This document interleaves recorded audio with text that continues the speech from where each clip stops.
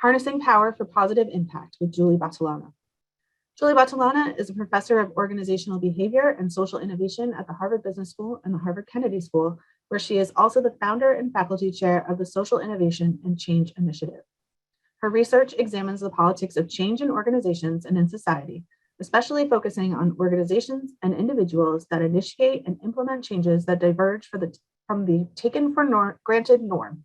She is the author of 2 books, The Working Manifesto, co-authored by Isabel Ferreras and Dominique Maida, and Power for All, How It Really Works and Why It's Everyone's Business. She currently lives in Belmont, Mass. Thank you so much for joining us today, Julie. Over to you. Thank you, Erica, and thank you for this warm welcome. And thank you, everyone, for joining. I know it's an incredibly busy time for everyone across the world, and I'm grateful that you're taking the time to be with us today. So what I'd like to do today is indeed discuss with you this critical topic, right? How to harness power for positive impact. And what I'm going to be sharing with you is tightly connected to the book that Erica just mentioned. I recently published a book entitled Power for All that I had the great pleasure to co-author with my dear friend and colleague, Tiziana Cacharo. And I want to tell you about the book that relates to this exact topic, how to leverage power for positive impact. So as we get started, I'd like to tell you more about the motivation for writing the book. Why is it that we decided to write it and why now? And so the motivation is in fact tightly connected to the multidimensional crisis that we've all been experiencing over the past few years. In fact, if we think about it, I would say that the crisis has obviously been a healthcare crisis, a tragic healthcare crisis related to the pandemic, but it's not only a healthcare crisis. The truth is that, as we all know, the crisis we've been experiencing and we're still experiencing is also a social and economic crisis that's characterized by rising inequalities, and different categories of populations are affected in different ways by this crisis of inequality. And on top of the healthcare crisis and the crisis of inequalities, we've also been facing an ongoing environmental crisis that has been ongoing for a long time. Right?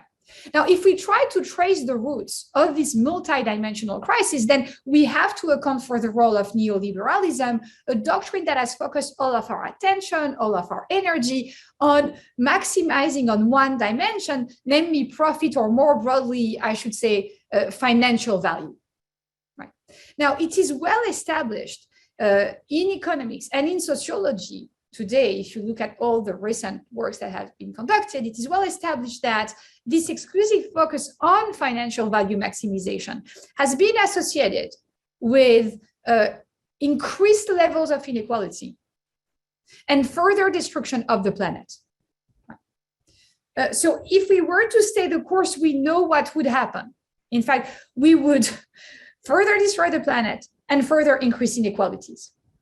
And if we were to do that, everyone would lose. In fact, not only the people at the bottom of the power hierarchy, who have been losing for a long time, but the people at the top would lose as well. Why am I saying that?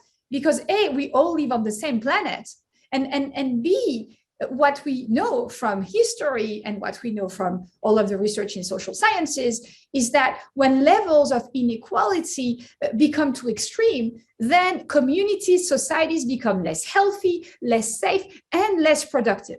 So the people at the top may have a large slice of a pie, but that pie is shrinking. So staying the course is not an option, and it's not an option for the people at the bottom, and that's pretty obvious, but it's not an option for the people at the top either. So what we have to do at the moment is have the courage to just, engage in some collective work to change our social and economic system so that we can create a society that's going to be fairer, greener, and more democratic. Now, the issue, though, is that if we want to make that kind of change happen, then what do we need? Well, we need power, right? Because power is the ability of an individual or a group of individuals to influence other people's behavior. And there's no way we're going to be able to tackle the multidimensional crisis we're facing and to implement changes if we do not have the power to make these changes happen. Now, what I just shared with you now is the definition of power.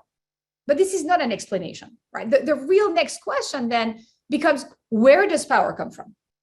And this is a question that I've asked to many, many different people across the past, we should say over the past 20 years. I've asked that question to my students at Harvard University, at HBS and HKS, but that's a question I've asked to people across the world. I've had the opportunity to travel around, teaching across the world, and then conducting research across the world, and meeting people with very, very different backgrounds and very different profiles.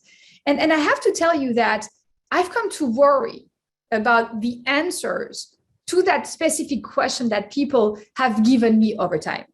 Why am I telling you that I've come to worry? I've come to worry because I've come to realize that many of us tend to have deep misconceptions in mind about power.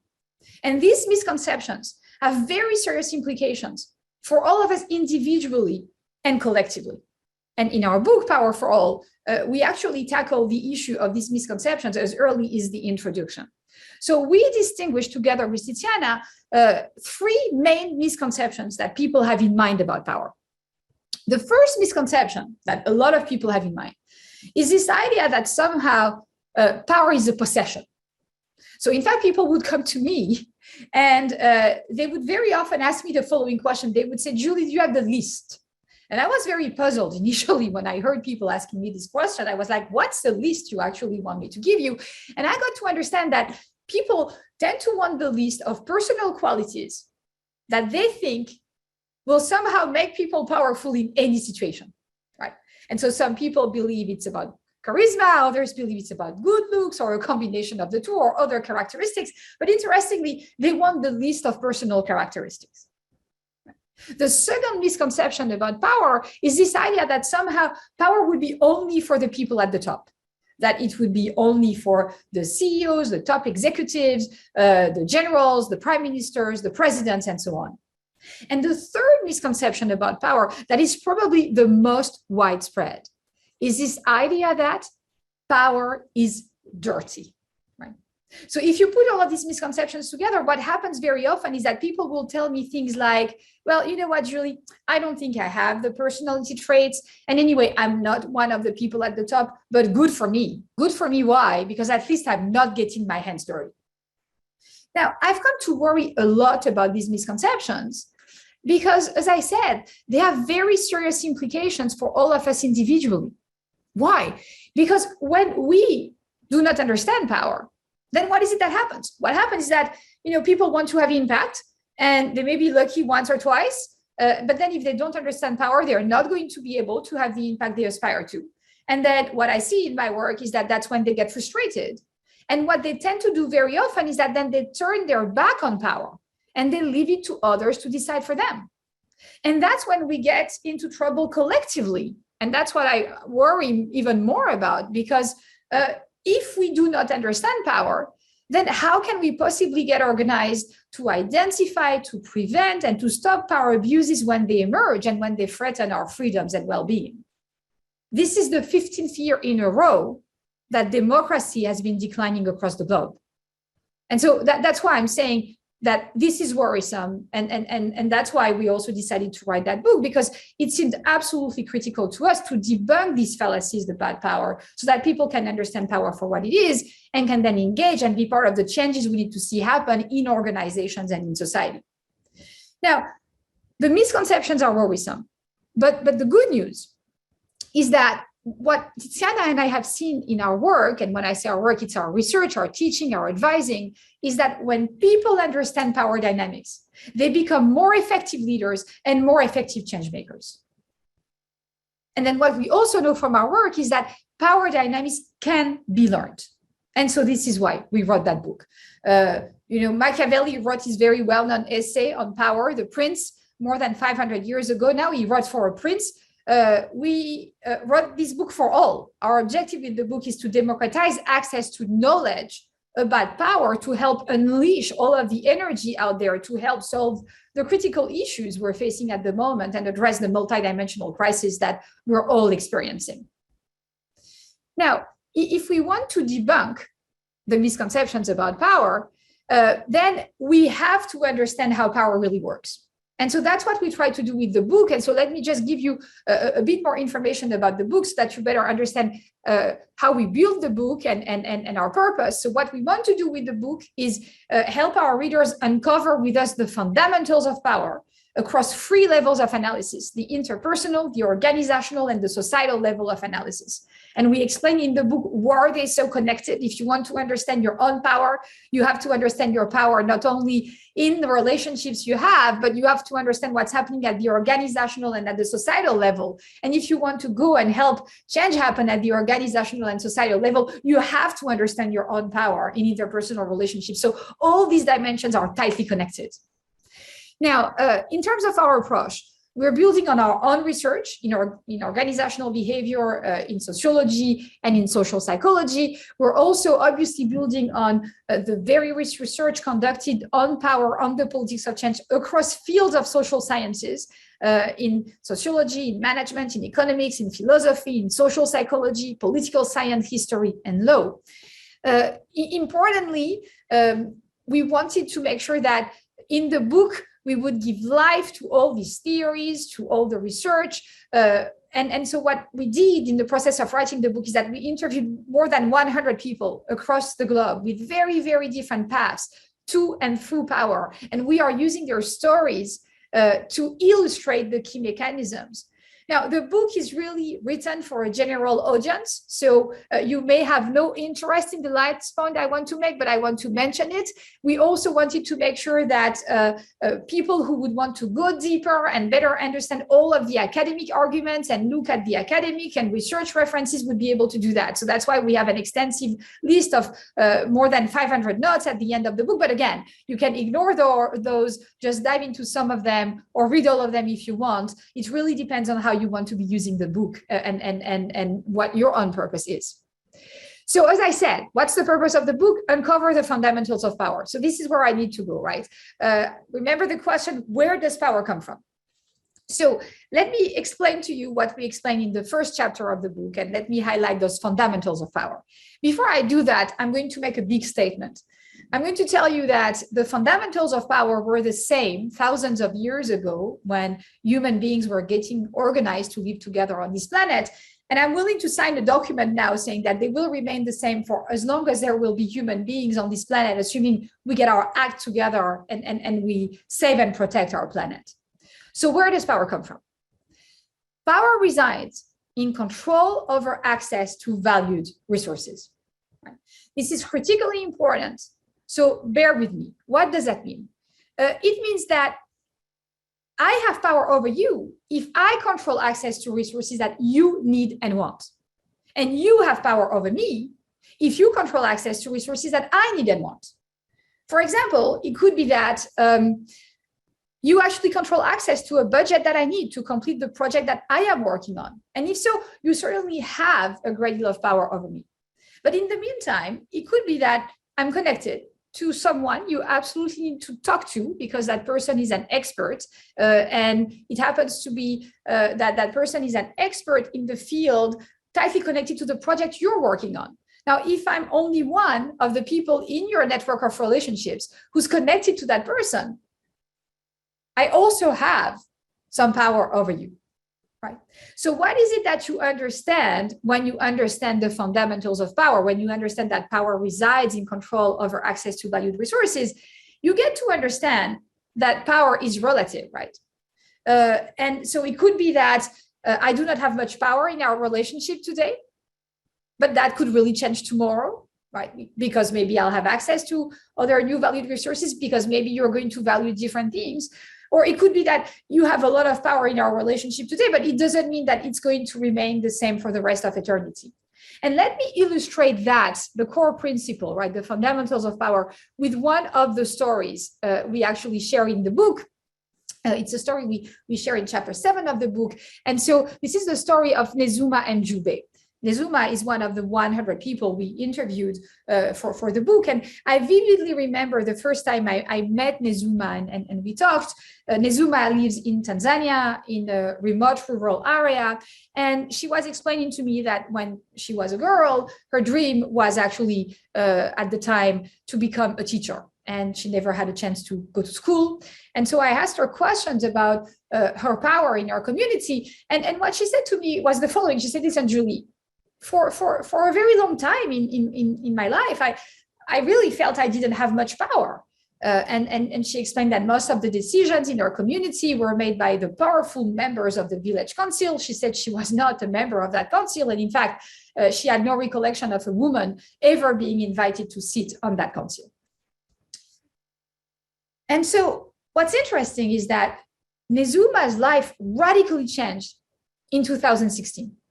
She went from feeling and being, as she said, quite objectively, quite powerless in our community, to becoming one of the most powerful members of the community. In fact, she became so powerful that the members of the village council asked her to join the village council, and she became the first woman to sit on the council, and was very proud to be representing the interest of other women in that key decision-making body in the community. Now, how did that happen? It happened because in 2016, Nezuma crossed the path of an international NGO called Barefoot College. I'm sure that a number of you are familiar with Barefoot College. Barefoot College has developed a truly innovative program that enables women across the global south, including illiterate women, to become solar engineers through learning by doing and peer-to-peer learning over the course of 5 months. So when Barefoot College came to Nezuma's community, they explained that they would need to have a volunteer who would come and would study with them for 5 months to become a solar engineer. And they said that if that person completed the program, that person would be given all the necessary equipment to come and electrify the community. The members of the village council were very excited. They knew how needed reliable access to electricity was. And so they were delighted that there was such an opportunity for the village. And so at that point, that's when men raised their hand and said, hey, we'll volunteer. But that's when Barefoot College explained, well, it's going to have to be a woman. And that's when Nezuma raised her hand. And she said, well, I'd like to go. As you can imagine, her husband was not excited. In fact, initially, he opposed the idea that Nezuma would go and study for 5 months. But the members of the village council worked together with the representatives of Barefoot College to convince her husband to let her go. And they succeeded. Nezuma went to the city. She studied for 5 months, and then she came back with the whole equipment. And what is it that happened at that point? What happened is that she didn't only literally bring power to the community, but in doing that, she became one of the most powerful members of the community because she now controlled access to one of the most valued resources that was missing in the community, namely electricity. Right? So think about Nezuma's story. What we're taking away from that story, and this is important, is that power is not a possession, right? Power is always relative. Nezuma didn't have much power. Then she participated in that training. She came back to the community. Now she controlled access to electricity. That gave her a lot of power in her community. That wouldn't have given her a lot of power in an urban community where everyone already had access to electricity, right? So power is never a possession, it's relative. And I say that, I have to also clarify a critical point here, which is, when I say that power resides in control over access to valued resources, we have to be clear about what we mean by resources. And so far, I've given you an example of control over a budget, right? And now control over electricity. So what I want to clarify here is that the resources that we human beings values can be material resources. It can obviously be money. But these material resources, money, are not the only resources that we human beings value, right? We also value psychological resources, and we talk about that in the book in chapter 3.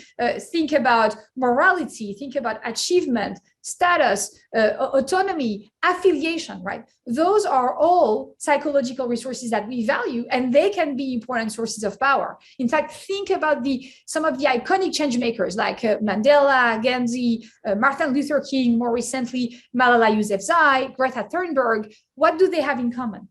These people have been standing for important moral values that some of us want to be associated with, want to be affiliated with. And that has given them the power to mobilize people behind them around important causes, right? So power resides in control over access to valued resources. These valued resources can be psychological ones. And so once we understand that, we get to understand that power is never a possession. It's always relative. Now, the other thing we get to understand through Nezuma's story is that, we can now debunk the second fallacy too. No, power is not only for the people at the top. When Nezuma came back to her community, she was not yet a member of the village council. She didn't have that authority, and yet she was very powerful. And so what I'd like to do now is illustrate that critical point with another story. You're getting the French accent. I guess you can all hear that. I've been in Boston for more than 16 years now. I moved to the US when I joined the faculty at Harvard, but I am not a pure Bostonian. I am a hybrid French-American Bostonian. And so you're not only getting the French accent today, I'm taking you to France for at least one of the examples I want to discuss with you, but I want to take you to France to tell you about a group of researchers who in the 1960s in France were trying to understand the factors influencing the productivity of workers on the floor of factories. And at the time, what they decided to do is to go and study one of those factories, which happened to be a cigarette factory at the time called La Ceuta. And so they did what we researchers do when we conduct observations and interviews. Their first step was to meet with the top management of the organization. They actually gathered information. They asked for archival materials. They asked for the organizational chart. And then they went to observe what was happening on the floor of the factory. After a few days of observations, they actually asked to meet with the top management again. And here is what they told the top management. They said, listen, there was probably a mistake. You must have given us the wrong organizational chart. So as you can imagine, the top management was pretty annoyed. They said they gave the right organizational chart. It's not as if they had 20 different charts and then on certain days they would use one and on certain days they would use the other. They just had that one organizational chart. But then at that point, the researchers said that made no sense because according to the organizational chart, the workers were reporting to foremen, who were reporting to middle managers, who were reporting to top managers. And they said it made no sense because according to their observations, whenever a top manager, a middle manager, or even a foreman would come on the floor of the factory and ask the workers to do something, the workers didn't seem to care that much. But when maintenance workers in charge of repairing machines would come to the floor of the factory and ask the workers to do something, the workers were not excited about it. They were pretty frustrated, but they would immediately comply. Right? Now, the issue, though, is that the maintenance workers, according to the organizational chart, were actually as low in the hierarchy as the workers themselves. So the most powerful people on the floor of that factory seemed to be the people who were the lowest in the organizational chart. How could that be? Well, the researchers went back, observed again, and they finally understood. Here is what was happening. They got to understand that the machines on the floor of the factory had a very bad tendency to break.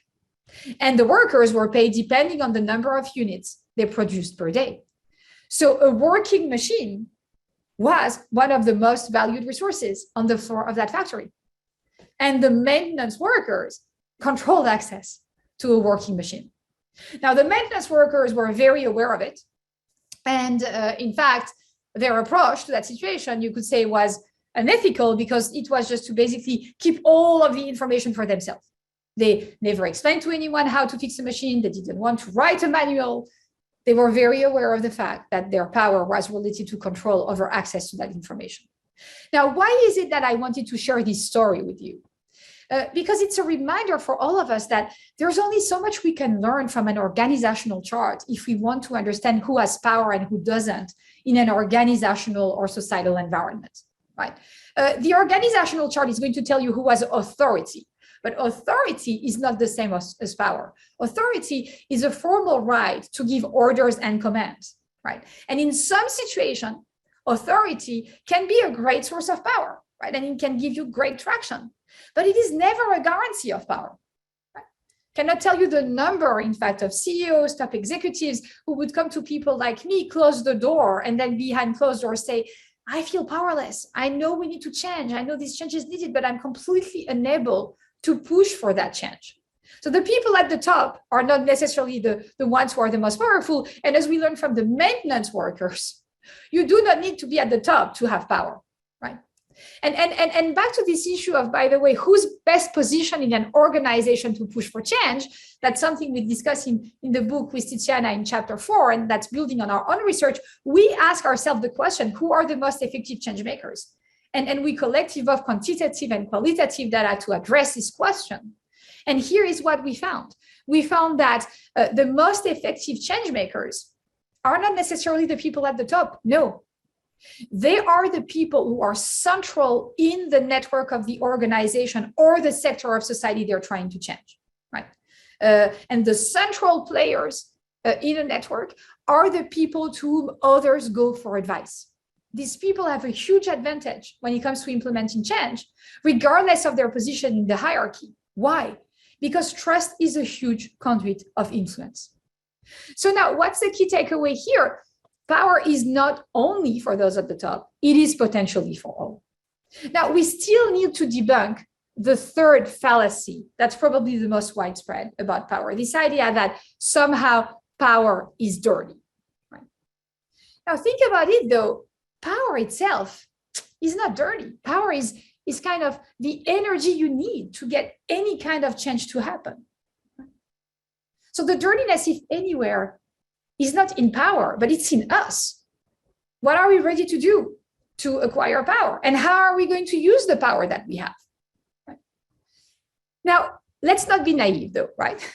I would say the following. I would say that, yes, power can be dirty. But what I also want to insist on is that it does not have to be. And this is something we discuss in much detail in the book, in the second chapter of the book. And so let me tell you why I say that, yes, of course, power can be dirty. And in fact, we all know that. We know that from history, we know that from our own experience, and we know that from the very rich body of research about power in social psychology. So power has a tendency to poison us. Why do I say that? Because it has two very insidious effects on human psychology. What does it do to us? When we are in positions of power for some time, we start thinking that, we deserve to be there. We're so good. That's when we become overconfident. That's when some of us develop a sense of invincibility. This is the trap of hubris. Now, the second insidious effect that power has on our human psychology is that it tends to make us more self-centered. When we spend time in positions of power, it becomes harder for us to put ourselves in the shoes of others. We start seeing things for our own lens, and we also start thinking that, we're right. Aren't these people lucky to have us to lead them, because we see things they do not see?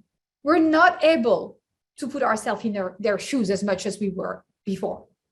Now, if these are the power poisons, and let me be clear, no one is immune to them. The good news, though, is that there are power antidotes, and that's what we see in our research and in other people's research. What's the antidote to hubris? It's humility. If you want to counteract, this tendency towards hubris, you have to cultivate humility, the absence of arrogance and pride. And that's going to require an awareness of our impermanence. And if you want to counter the poison of self-centeredness, self-focus, then you have to cultivate empathy.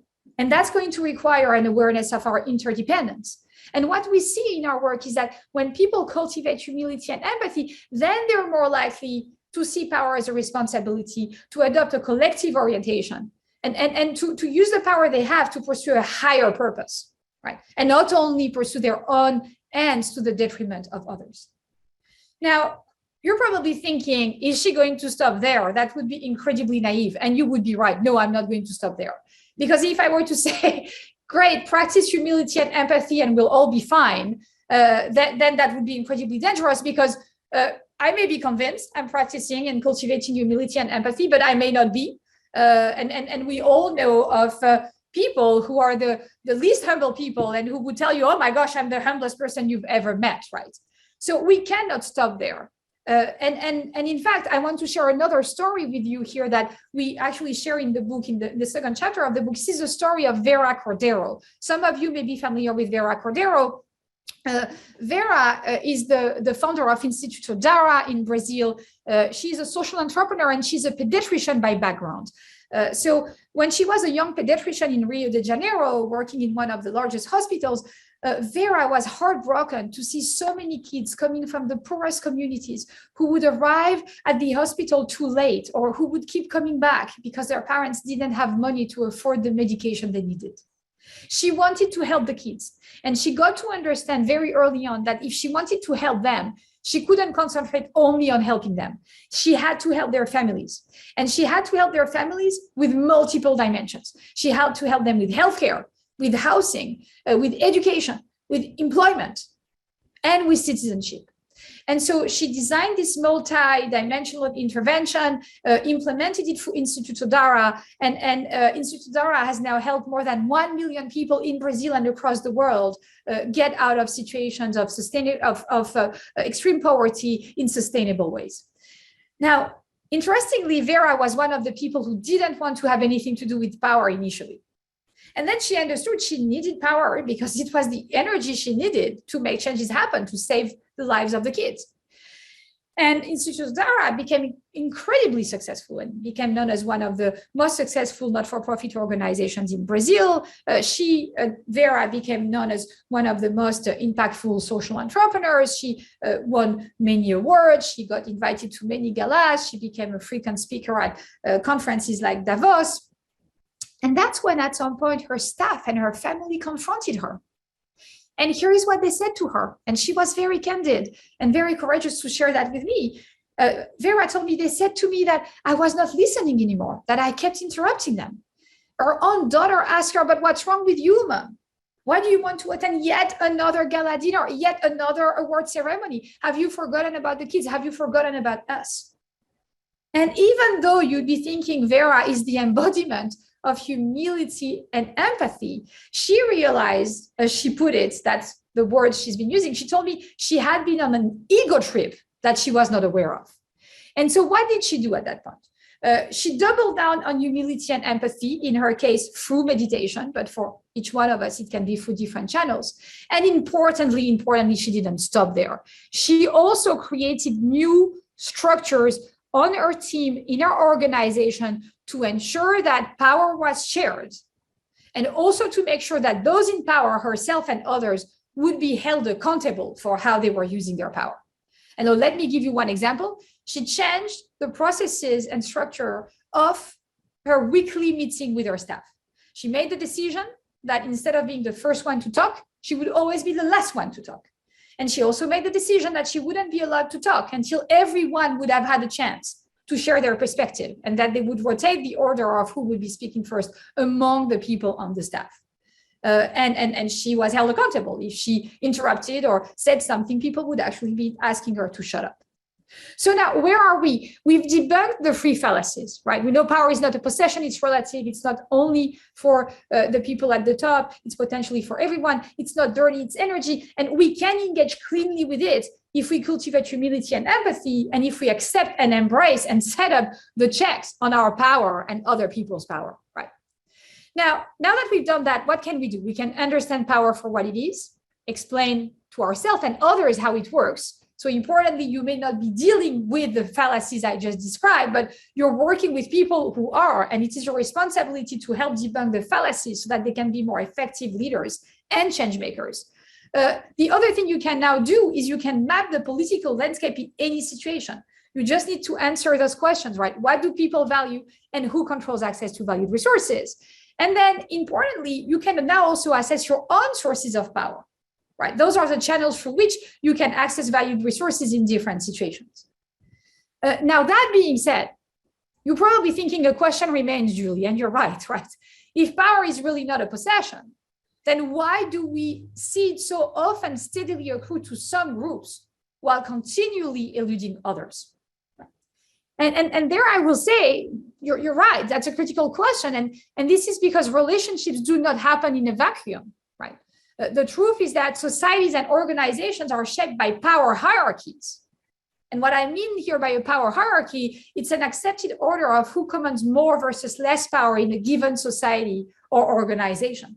And we're all deeply aware of very unjust power hierarchies that have been dominant for a long time. Take the example of patriarchal systems and societies, take the example of racism, right? Those are deeply entrenched power hierarchies.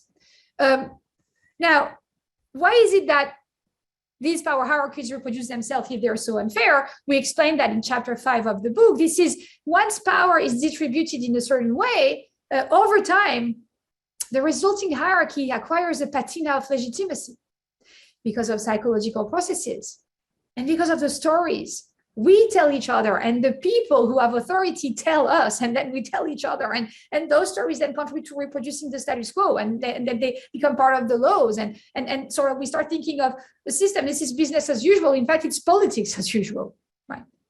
Now, though, the fact that power is sticky doesn't mean that we're stuck, and we know that because in spite of how entrenched power hierarchies are, we know from history that they can be changed, right?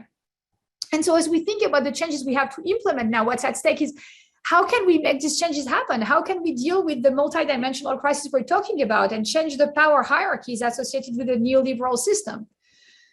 Well, alone, we may not be able to do much, but together there's so much we can achieve, right? This is the power of collective action. We've all experienced it. We know it, again, from history, from our experience, and from research. We may not, and you may not have access to all the sources of power you need to make the kind of change you want to see happen. But by joining forces with others, you can significantly expand the pool of resources that you have access to. And this is precisely what the power of collective action is about in organizations and in society. So now, what's at stake is, as we've been discussing since the beginning, creating a society that's going to be greener, more democratic, and fairer. And so let's not deny it. We continue to be facing massive power imbalances. This is where I started our conversation, right? I'm not going to deny that. This is the fact. Now, though what we've learned from history is that what we human beings created, we can together change. Now, what I want to put emphasis on, though, and that's something we discuss in chapter 6 of the book, is that agitation alone is not enough, though, to make change happen, right? It's important, but it's not enough. We shouldn't be thinking about only agitating. We also need to innovate and orchestrate. And let me tell you what I mean by that. Take the example of the Occupy Wall Street movement. What a great deal of effective agitation. And if you ask me, I would say highly needed agitation. But interestingly, the movement died, right? And didn't have the kind of impact that maybe some of us were expecting for it to have. But think about it, that's because it was mostly agitation. At the time, the movement didn't have a set of innovations to push forward to say, this is what the alternative to the status quo could be. So this is leading me to say, and we talk about that in detail in chapter 6 and 7 and 8 of the book, that yes, we need agitators, and the agitators are those who speak out against the status quo. They raise public awareness of the problems. Think about all the young people behind Greta Thunberg in the Fridays for Future movement, right? That's a great deal of agitation, again, highly needed and effective agitation, but agitation is not enough. You also need innovation. The innovators are the ones who develop the actionable solution to address the grievances identified by agitators. And I created the Social Innovation and Change Initiative at HKS to help support the work of social innovators on campus and beyond, so that we can have those alternative models be pilot tested and we can have the proof of concept so that we can then turn to orchestration. The orchestrators are those who enable the coordination of all the parties involved to make the changes happen now at scale, right? And so we all have a role to play. Some of us may be able to play all three roles. Most of us will be playing only one kind of role, but we have a role to play as agitator, innovator, or orchestrators within our organizations and more broadly within society. So I'm now getting to my concluding comments. I hope that by now you better understand why we decided to entitle that book Power, for All. This is because power, I would say, can and in fact must be for all. Why so? Because everybody can grasp the inner workings of power, right? Again, it's about understanding the fundamentals of power. And it could be that some of you were not dealing with the fallacies, and so this is great news, but you need to understand where they come from and how you can debunk them for other people you're working with, because this is how you're going to be able to unleash their potential as leaders and as social change makers and change makers in your organizations. I'm also saying that power can and must be for all because, everybody can gain a measure of powers once they understand the inner workings of power. Again, let's not be naive. Power hierarchies are deeply ingrained, and it's hard to disrupt them. But then there's a lot we can do collectively to disrupt them. And once you understand the fundamentals of power, you can be much more strategic as to how you actually are going to coordinate with other people to make changes happen. And last but not least, I'm saying that power can and must be for all because we must understand, build, and use our power individually and collectively as citizens to exercise a civic vigilance that's so critical to the functioning of a healthy democracy. So if you have interest in learning more about the book, we also have a website that we created where you can find all the information, and we just put on the website a new power test to help you better understand your needs and wants and other people's needs and wants, and then help you better use the fundamentals of power that I just shared with you. So that's what I wanted to tell you about. Thank you so much again for joining and for being part of that conversation with us today. Erica, I'm turning back to you. I'm sure we have questions, and I'm looking forward to discussing them. Thank you. Yes. Thank you, Julie. This was fantastic. We have several questions that have been submitted through the Q&A function. If you would like to ask your question live, please raise your hand and we will call on you, and we'll get to as many of these as we have time for. So the first question is a question about the difference between psychological power and informal moral leadership. Could you talk about, is there a difference? Are they aligned, or do they go hand in hand? How do you see them relate to each other? Thank you. So multiple things there. I would say that, and this is critical, that power is again about control over access to valued resources, right? And so it's sort of structural in nature. Now, you thinking that you have power may give you confidence, which may become a source of power in certain situations, but you may be thinking of you as being very powerful. But the truth is that if you don't control the resources, other values, then you do not really have power. So again, back to the fundamentals, power resides in control over access to valued resources. Now, that's a really excellent question and an important one as to then what's the difference between power and leadership? And I'll tell you, what is leadership? Leadership is about enabling people to work together to sort of together pursue a common objective, right? And the truth is that if you want to be able to influence people so that they work together to sort of pursue this common objective, you're going to need power. So power is a necessary ingredient of leadership. And in the best of all worlds, the leaders actually use their power to pursue noble ends and empower others. I'm a big fan of what Toni Morrison liked to tell our students: if you have any power, then your job is to go and empower someone else. And hopefully that's what leaders would do. But the truth is that, by the way, some leaders may actually be using the power that they have for evil purposes and be mobilizing people for evil purposes. Now, again, bear in mind, we're talking about power is a necessary ingredient for leadership because it's about enabling others to work together and influencing them so that they do that.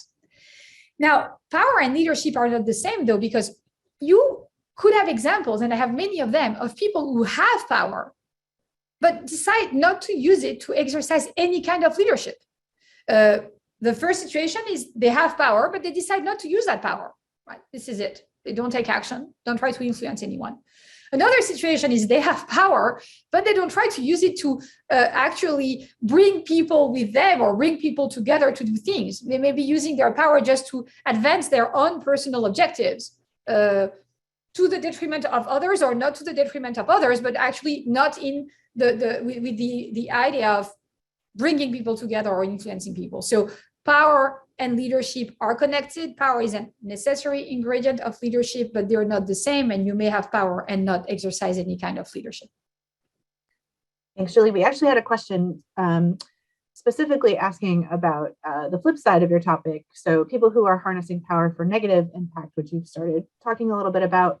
Media plays a role in amplifying their voices and conferring more power on them than they would otherwise have. Are there antidotes that we can activate? Yeah, so that's a critical and indeed a difficult question. And if I take it now to the extreme, let's be clear, dictatorships are in place still in many countries across the world, and the playbook of dictators is always the same, right? It's right of getting organized to gain control over the resources that people actually need to survive. And when you do that, right, you sort of put people in a situation in which they're completely oppressed and they're completely dependent on you to ensure their survival and the survival of their loved ones, right? So those practices are still being used, and they're used in countries where dictatorships have been in place for a long time, and we have to be very careful because, as we know, democracies are very fragile, and people can be elected in democratic ways and then transform those countries into dictatorships. So how do we, and then it doesn't have to be that extreme. Some of you may be thinking about abusive bosses, right, who within organizations also have dictatorial approaches. And so how do we deal with them? I'm going back to what I talked about when it comes to the antidotes, right? One thing is creating and nurturing cultures in organizations that are valuing humility and empathy. But again, it would be incredibly naive to stop there, because you're going to tell me, well, these people are precisely the ones who create cultures that are just the opposite of that. And this is why I think we have to get back to those core mechanisms, right? Having structures of power sharing and structures of accountability in place in organizations and in society, right? This is actually at the heart of democratic systems. The powers are divided. We have the legislative power, the executive power, the judiciary ones. We have to be extra careful and protect, right, these separations of power. That's the core of any democratic system. And we have to hold those in power accountable through elections, obviously, but not only, through exercising civic vigilance. And this is why, for our democracies, I think that we ought to think more about how are we preparing our kids to be the next generation of citizens. Let's hope that they can be better than we are, because, as you're pointing with that question, it's not as if we could look at ourselves now and say, wow, we're just amazing, we're doing everything we can to enhance democracy.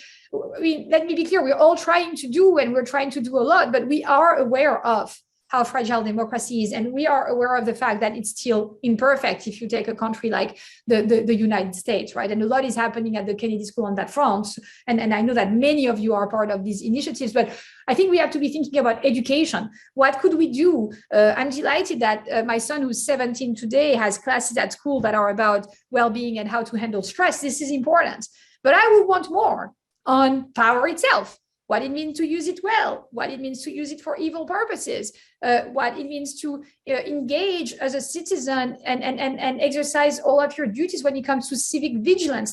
They are techniques, simulations, things I use in the classroom we could be using with students, in fact, even younger students, to expose them to the understanding of power so that they better understand what it's going to mean to be an enlightened citizen, and they look forward to doing that. Now, that's at the societal level. I want to go back to power sharing and accountability within organizations and within companies as well, because I think your question was also related to that. There's so much to do. I think on power sharing within companies, there's a lot we still have to do. Think about the neoliberal system. Now, in a number of companies, boards are there and boards are holding the top management accountable, right? But the issue, though, is that these boards have been holding companies accountable for their financial performance only. We need to move on from that system to a world in which boards are going to actually hold companies accountable for their social and environmental impacts as well. And that's why I think the conversation happening now and all the changes happening on reporting to make not only financial, but also social and environmental reporting the norm. This is absolutely critical. But we need to go one step further and integrate that to the core of what companies do. And then the other thing within companies is on power sharing. With the Black Lives Matter, with the Me Too movement, it's pretty clear now that we need to do better on power sharing across demographic groups. And in the book, we give the great example of Ellen Oshua and everything she's done on that. Ellen Oshua, as you may know, was the first Latina American astronaut to go to space. Then she became the head of the Johnson Space Center, and she wanted to make it more inclusive and innovative. And based on our experience, she knew that organizing yet another diversity program and training wouldn't be enough. So what did she do? She gathered a group of people from across the organization. She asked them to review all the processes and systems. And she asked them to work to think about what it would take to redistribute valued resources more fairly across the different employees in the organization. And she knew, thanks to her experience, that she couldn't rely only on the analysis of formal processes and systems like hiring and compensation. She went deeper. She looked into informal opportunities. So, for example, Michelle Obama is coming to the Johnson Space Center tomorrow. Who will give her a tour? Well, Erica will do it because she's been doing it so well for 20 years. No, if you want to redistribute the resources, you need to give this opportunity to other people as well. So we need to think more about that power sharing in companies so that, that becomes a norm, that the power sharing happens and the abusive people and abusive bosses actually cannot continue to be there and thrive in organizations. And then we ought to think too about the distribution of power between employees and top managers and shareholders. People are saying it loud and clear in the US now with the Great Resignation. Enough is enough. We want to stay on our working conditions. We're done with abusive bosses. And we want to say, in terms of the objectives pursued by our organization, we care about social and environmental aspects. And so it's time for companies to also give a real voice to their employees. And I think that will be related to giving them a voice in the key bodies that make the decisions in organizations. Great, thank you. We'll take a live question now, Jimena. Oh, great. Unmute yourself. Okay, thank you very much. Hello, everyone. Julie, merci beaucoup. It has been a wonderful presentation. So my question is regarding community power dynamics, and is a particular case very much related to the example of this wonderful women in Tanzania to share about. So in the organization I work for, we focused on women empowerment, and now we have a case in this Mexico, where we want to give women training and tools for digital inclusion and financial inclusion. However, one of the biggest barriers has been husbands or world power dynamics in gender equality within the household. And we have been focusing very much in the women, how we train the women, how we help them to raise their voice, and so on and so forth. But I think we're missing certain points in terms of household power dynamics and how we as an organization, we are not a fundamental part in their community. We are kind of outsiders, but I think we are missing some points in terms of power dynamics between the women that we want to help and their husbands. So what will be your recommendations, how we could start to address those points? Thank you very much. Thank you. That's a very important point you're making. And you're right to say that when we think about empowering women, men are a big part of the change that needs to happen. And let's first say that many of them are already part of that movement and want for the change to happen. But there are also situations in which men are obstacles, and you're describing some situations of like patriarchal environments where the men and the power dynamics in the household actually prevent the women from getting empowered, even when you give them the resources. So multiple things there. The example of Nezuma and what Barefoot College has done is interesting, right? Because it's a situation in which access to electricity is something that will benefit everyone, right? Men and women in the community. And I think it is absolutely critical for people to get to understand that if you empower women, like everyone, well, we'll win. And we do have research now showing that in those communities in which women are empowered, everyone is better off, right? The men and the women, and that those communities are communities that are healthier. These communities are communities that are more productive and that are safer. So, everyone would contribute. But in the case of Nezuma, right, what Barefoot College does, and not only with Nezuma, when they intervene, is that it's interesting, they partner with the representatives of the village who are part of the village council, right? So there's a question of with whom can you partner locally so that you can also engage the husbands in the conversation and have them understand what's in it for their kids, what's in it for them, what's in it for their communities. Right. Now, what your question is, and is also pushing me to think about, as I said at the beginning, more broadly, the role of men. And again, many men are feminists and are engaged in the women's movement and have made a hell of a difference, and others are not feminists, and others are anti-feminist. We've also seen some of those movements worldwide, interestingly, over the past year. And the International Women's Day is coming, and interestingly, Tiziana and I made the decision to write an op-ed exactly on that topic. So that's kind of counterintuitive. You could say, so you're going to be writing about men on the International Day of Women, but I'll tell you yes, because I think that this is a critical issue that we need to pay attention to. And what's at stake also ultimately is for people to understand this is true for changes to the gender power hierarchy, but it's true when you're also trying to tackle racism and other unjust power hierarchies. Power is not a zero-sum game. Like the truth is that if you're empowering some other people and giving them access to more resources, it doesn't mean you're losing all of the power that you have, right? And so what we need to do is make sure that we empower women and we continue to value and we value in environment in which maybe that they might now have been undervalued the contributions of men, and we work together towards those more democratic, greener and fairer societies. So I don't want to say it's easy. You're touching on a critical thing, because at the end of the day, in some situations there's a loss of power, but then it doesn't mean you're losing all of your power. And I think that Nezuma and Barefoot College are a great example of the fact that things can be done. What I didn't say, and I should have said, is who became Nezuma's biggest supporter and who was carrying the ladder everywhere and just listening to our instructions when she came back? Her husband, who was actually very proud that she ended up being one of the key members of the community. She was also now making a living. They were in a better off situation. He also got some of the status that came with that. And they were able to find a way to present these things to the community in which, far from losing face, he was actually proud of what was happening. So, but thinking about how you make sure that, it's not you're losing face and you're losing everything. It's like we're all improving. This is critical to do it. And you're also part of that change, and you're benefiting is what we have to think about for the narrative as well as for access to resources.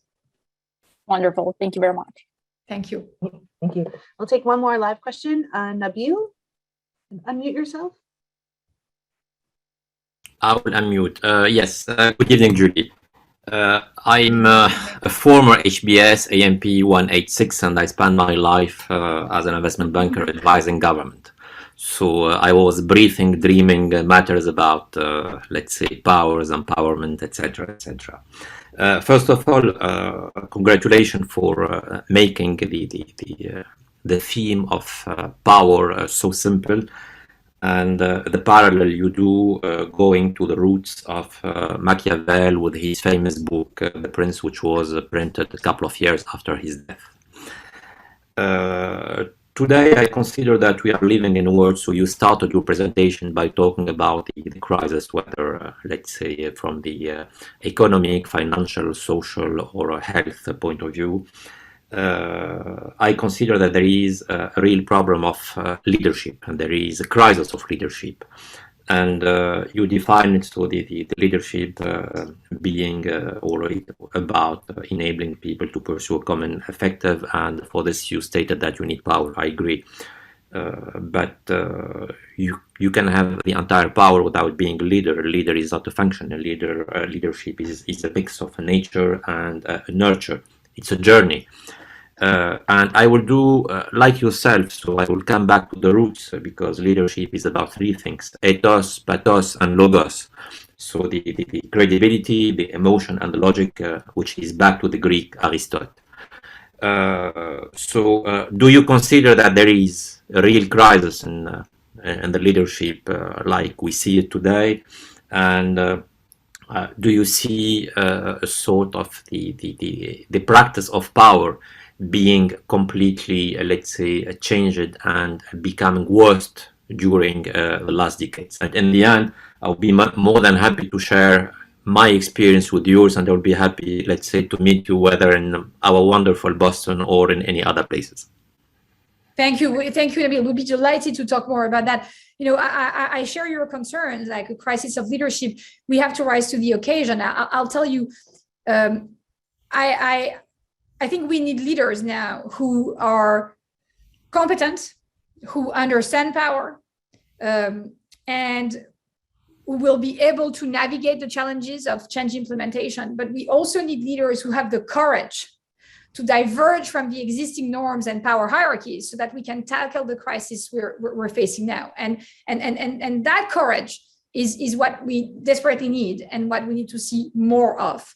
I think there are leaders out there in organizations, in industries, in different sectors of society, sometimes at the national level, who are trying hard and are working together to make these changes happen. So I'm hopeful that if we gather all of this energy, the courage will be there and the changes will be implemented.